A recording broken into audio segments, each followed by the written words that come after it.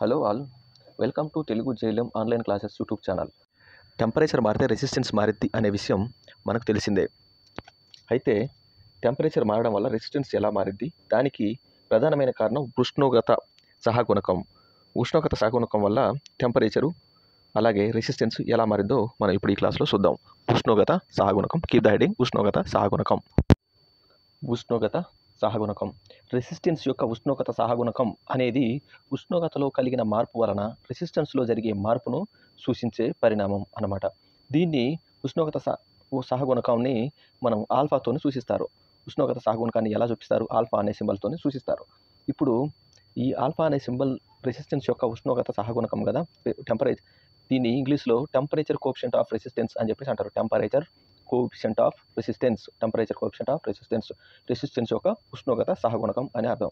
అయితే దీన్ని ఆర్టీ అని చెప్పి మనం టెంపరేచర్ మారడం వల్ల వచ్చిన రెసిస్టెన్స్ R2 అంటే R2ని ఎలా రాసామంటే R2 ఈజ్ ఈక్వల్స్ టు తొలి resistance R0 plus into 1 plus ఉష్ణోగ్రత సహగుణకం alpha into T2 resistance temperature T2 into T1 అంటే R2 టెంపరేచర్ 2 దగ్గర ఉన్నటువంటి రెసిస్టెన్స్ R2, టెంపరేచర్ T0 దగ్గర ఉన్నటువంటి రెసిస్టెన్స్ R1. ఇది టెంపరేచర్ కోఎఫిషియంట్ ఆఫ్ రెసిస్టెన్స్. దీని ఏమంటాం? ఉష్ణోగ్రత సహగుణకం. రెసిస్టెన్స్ యొక్క ఉష్ణోగ్రత సహగుణకం అంటారు. దాంతో కలిపి రాస్తే ఈ విధంగా మీకు ఫార్ములా ఉంటుంది అన్నమాట. ఈ ఫార్ములా డైరెక్ట్గా అడిగే అవకాశం ఉంటుంది. టెంపరేచర్ మార్పుల వల్ల మనం రెసిస్టెన్స్ ఫార్ములా ఎలా రాస్తామని చెప్పేసి అడిగే అవకాశం ఉంటుంది. కాబట్టి ఈ ఫార్ములాను గుర్తుంచుకోవడానికి ప్రయత్నం చేయండి. ఓకే, ఇక్కడ R2 అంటే ఏంటి? టెంపరేచర్ T2 దగ్గర ఉన్నటువంటి ఇక్కడ R2 అంటే ఏంటి? R2 టెంపరేచర్ T2 దగ్గర, ఉష్ణోగ్రత T2 దగ్గర, ఉష్ణోగ్రత T2 దగ్గర ఏర్పడిన రెసిస్టెన్స్.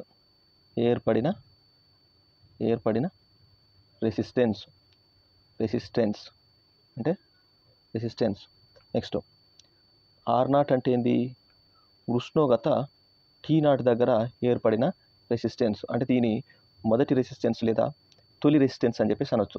తొలి అంటే T0 దగ్గర T0 టెంపరేచర్ దగ్గర ఉన్నటువంటి రెసిస్టెన్స్. టెంపరేచర్ T0 ఉన్నప్పుడు రెసిస్టెన్స్ ఎంత ఉంది? R0 ఉందన్నమాట. తొలి రెసిస్టెన్స్ అనేది అనొచ్చు. తొలి రెసిస్టెన్స్ అని చెప్పేసి అనొచ్చు. నెక్స్ట్ T2 అంటే ఏంది? మనం ఆల్రెడీ టెంపరేచర్ T2 అని అర్థం. T0 అంటే ఏంది? టెంపరేచరు T0 అని అర్థం. ఓకే, ఆల్ఫా అంటే ఏంది? ఆల్రెడీ చెప్పుకున్నాం. Alpha is equals to temperature coefficient of resistance. దాని ఉష్ణోగ్రత సహగుణకం అని చెప్పేసి అంటున్నారు. ఉష్ణోగ్రత సహగుణకం. దీని మీద మనం ఒక ప్రాబ్లం అయితే చూద్దాం. ఇప్పుడు ఇక్కడ ఒక ఉదాహరణ గమనించండి. ఒక కండక్టర్ యొక్క ఇక్కడ రాసుకోండి రెసిస్టెన్స్.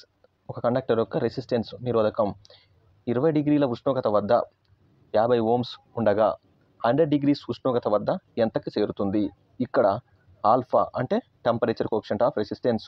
ఉష్ణోగ్రత సహగుణకం ఎంత ఇచ్చారు? 0.004 పర్ డిగ్రీ సెంటీగ్రేడ్గా ఇది తీసుకోండి అని అంటున్నారు. అయితే మనకి ఇప్పుడు R2 కావాలి. మనకేమిచ్చారు? R2 కావాలి. R2 is equals to formula ఏంది? డైరెక్ట్గా R0 into 1 plus alpha into T2 minus T1 అనే ఫార్ములా ఉంది. ఓకే, ఈ బ్రాకెట్ దీనికి సంబంధించిన ఫార్ములా రాసినప్పుడు కొద్దిగా క్లియర్గా రాయండి. మనకి ఇప్పుడు R0 ఎంత ఇచ్చారు? R0 50 ఓమ్స్ ఇచ్చారు. 50 ఓమ్స్. T0 ఎంత ఇచ్చారు? లేదా T0 అనుకోవచ్చు, T1 అనుకోవచ్చు. T0 తీసుకోండి, ఎందుకంటే R0 తీసుకున్నాం కాబట్టి. T0 ఎంత ఇచ్చారు? 20 డిగ్రీ సెంటీగ్రేడ్ అంటే తొలి ఉష్ణోగ్రత, తొలి రెసిస్టెన్స్ అని అర్థం. ఇప్పుడు మనకి T0 తెలుసు, R0 తెలుసు. T2 కూడా ఇచ్చున్నారు. T2 ఏమి ఇచ్చారు? T2 is equals to 100 degree centigrade. R2 మనం ఇప్పుడు కనుక్కోవాల్సిందన్నమాట. ఇప్పుడు ఇక్కడ సబ్స్టిట్యూట్ చేస్తే R0 ఎంత? 50 ఇంటూ 1 ప్లస్ ఆల్ఫా ఎంత?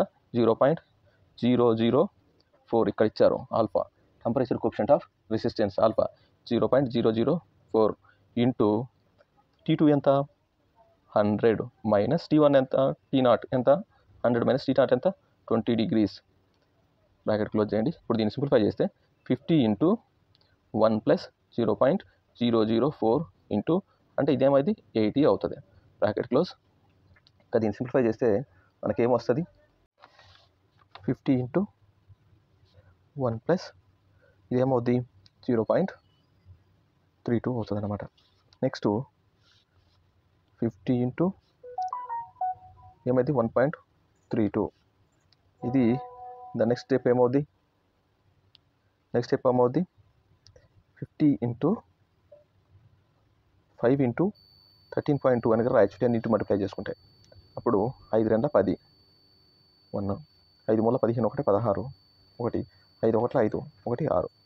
అంటే ఇప్పుడు ఏమైంది R2 is equals to 66 ohms అయిందన్నమాట. ఓకే, ఇది టెంపరేచర్ T2 దగ్గర ఉన్నటువంటి resistance R2. Okay, thank you.